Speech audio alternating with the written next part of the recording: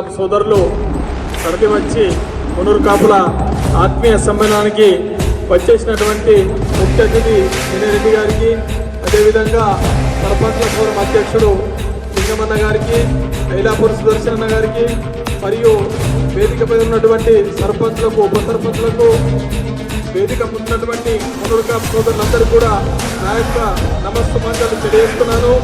ఈరోజు ఇంత పెద్ద ఎత్తున ఈ మంచిపేట మండలంలో మునూరు కాపు సర్పంచ్, ఉప సర్పంచ్లను గెలిపించినందుకు మీకు కూడా ధన్యవాదాలు తెలియజేస్తున్నాను. ఆరుమూరులో కూడా ఈరోజు 7 కౌన్సిలర్లు ఒకరిని గెలిచినందుకు కూడా నాకు చాలా సంతోషంగా ఉంది. ఇదే విధంగా రాబోయే జెడ్పీటీసీ, ఎంపీటీసీ ఎలక్షన్లో కూడా ఈ ఐక్యత చాటి మునూరు కాపు ముందు బిడ్డల్ని ముందుండి గెలిపించాలని కోరుతా ఉన్నాను. అదే మేమంతా కూడా మద్దతుగా ఉంటామని చెప్పేసి ఈరోజు అన్ని మండల మునూరు కాపు సంఘం పక్షాన సన్మాన కార్యక్రమం ఏర్పాటు చేయడం జరిగింది. ఈ యొక్క కార్యక్రమానికి ఇచ్చిన అందరూ కూడా స్వాగతం చేస్తూ మీరందరూ కూడా గమనించాలా, ఉమ్మడి నందిపేట మండలంలో 22 గ్రామ పంచాయతీలు ఉన్నాయి. 22 గ్రామ పంచాయతీలలో మనకు 9 మంది మన మునూరు కాపు పుట్టబిడ్డలే గ్రామ సర్పంచులుగా ఎన్నికయ్యారు.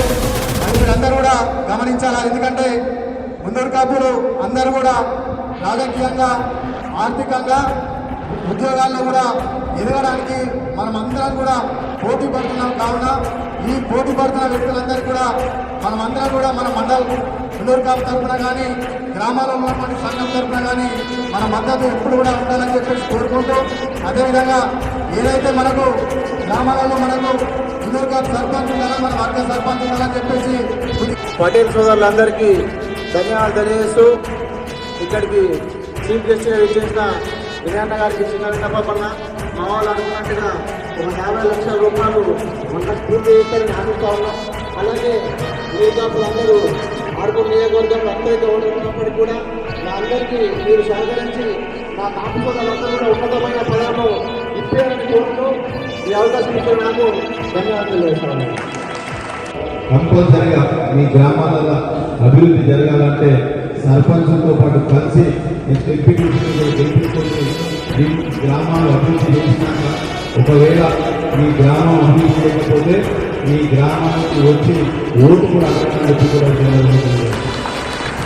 ఎందుకంటే తప్పకుండా అన్ని రకాలుగా అభివృద్ధి చేయడానికి కంకణం కట్టుకుంటే 100% ముఖ్యంగా మీ యొక్క ప్రధాన సమస్య డైనింగ్ హాల్ సమస్య అనేది తొందరలోనే తీర్చే విధంగా నిధులు తీసుకొస్తారు. గతంలో కూడా మనం కాంట్రాక్టర్తో కూడా మాట్లాడినాము.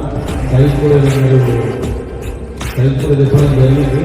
దానికి ఇమీడియట్గా ఎస్టిమేషన్ కూడా వేయించుకొని నిధులు కూడా కేటాయించాలని చెప్పి కూడా తెలియజేస్తూ, మరొకసారి ప్రతి ఒక్కరికి కొత్తగా ఎన్నికైన సర్పంచులుగా, ఉప సర్పంచులుగా అందరూ కూడా తెలియజేస్తున్నాం.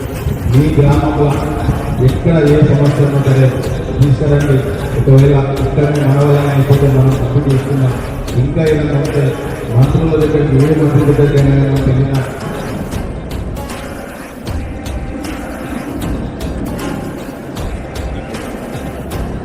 Right.